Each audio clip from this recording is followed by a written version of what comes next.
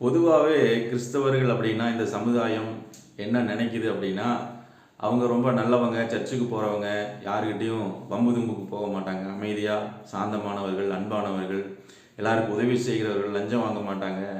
இப்படி ஏதாவதுனா கூட கூப்பிட்டா நம்ம ஒத்தாசைக்கு வருவாங்க, நமக்காக ஜெபம் பண்ணுவாங்க. இப்படி தான் ஒரு பாசிட்டிவான ஒரு கருத்துக்களை வைத்து அது ஒரு புரோட்டோக்காலாக வைத்திருக்கு சமூகம்.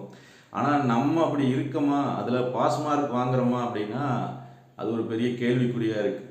அப்போஸ்தலர் 6ஆம் அதிகாரத்துக்கு நம்ம வரும்பொழுது அதில் அந்த வசனம் என்ன சொல்லுதுன்னா, அங்கே என்ன சம்பவம் நடக்குதுன்னா, பந்தி விசாரிப்புக்குன்னு சொல்லி ஒரு 7 பேரை அப்போஸ்தலர்கள் தேர்ந்தெடுக்கிறாங்க. அதுக்கு என்ன தகுதி அவங்க வச்சிருக்கிறாங்க அப்படின்னு பார்க்கும் பொழுது, பரிசுத்த ஆவியினால் நிறைந்தவர்களாகவும் நற்சாட்சி பெற்றவர்களாகவும் இருக்க வேண்டும். அப்போ பரிசுத்த ஆவியினால் நிறைந்தவர்கள் அப்படின்னு சொன்னால் அதை எப்படி கண்டுபிடிக்கிறதுன்னா, அந்த 2வது பகுதியை அதுக்கு தான் வச்சுருக்காங்க.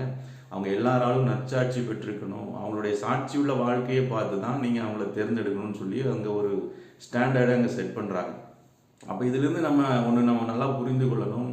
பரிசுத்த ஆவியினாலே நிறைந்திருக்கிறேன், அபிஷேகம் பெற்றிருக்கிறேன் அப்படின்னு நம்ம டிக்ளேர் பண்ணோம்னா நிச்சயமாகவே நம்முடைய வாழ்க்கை மற்றவர்களுக்கு மத்தியில் சாட்சியுள்ளவர்களாக நாம் இருக்க வேண்டியது அவசியமாக இருக்குது.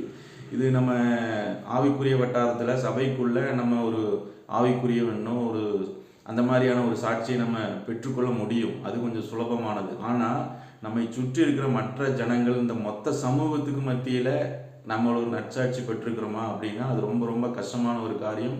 அது ரொம்ப மெனக்கிட வேண்டியிருக்கும். நம்ம ஆவியானவருக்கு முழுமையாக விட்டு கொடுத்து அர்ப்பணித்து வாழ்ந்தால் மட்டுமே இது சாத்தியமாகும். அப்படி தான் அந்த 7 பேரை அவர்கள் தேர்ந்தெடுக்கிறாங்க. அதில் ஸ்தேவான் ஒரு ஆள். இப்படி நம்ம பார்க்கும்போது அப்போ பரிசுத்த ஆவியினாலே நான் நிறைந்திருக்கிறேன், அபிஷேகம் பெற்றிருக்கிறேன் என்று நாம் சொல்லுவோமானால் டிஃபால்ட்டாக நமக்குள்ளே இருக்க வேண்டிய இன்னொரு குணம், அதுக்கு ஒரு அடையாளமாக இந்த காரியத்தை கர்த்தர் இங்கே வைத்திருக்கிறார். ஆவியானவர் சொல்கிறார். அப்போ 3வது நிருபம், யோவான் எழுதின 3ஆம் நிருபத்தில் 2 பேரை குறித்து யோவான் எழுதுகிறார். அங்கே பாருங்க, காயுன்னு ஒரு மனுஷன், தேமேத்திரியுன்னு ஒரு மனுஷன். இந்த 2 மனுஷனை குறித்து யோவான் எழுதும்போது என்ன சொல்கிறாருன்னா, எல்லாராலும் நற்சாட்சி பெற்றவர்கள், சத்தியத்தாலும் நற்சாட்சி பெற்றிருக்கிறார்கள். அது எனக்கு ரொம்ப சந்தோஷமாக இருக்குதுன்னு சொல்லி அவர் அங்கே எழுதுகிறத நம்ம பார்க்கிறோம்.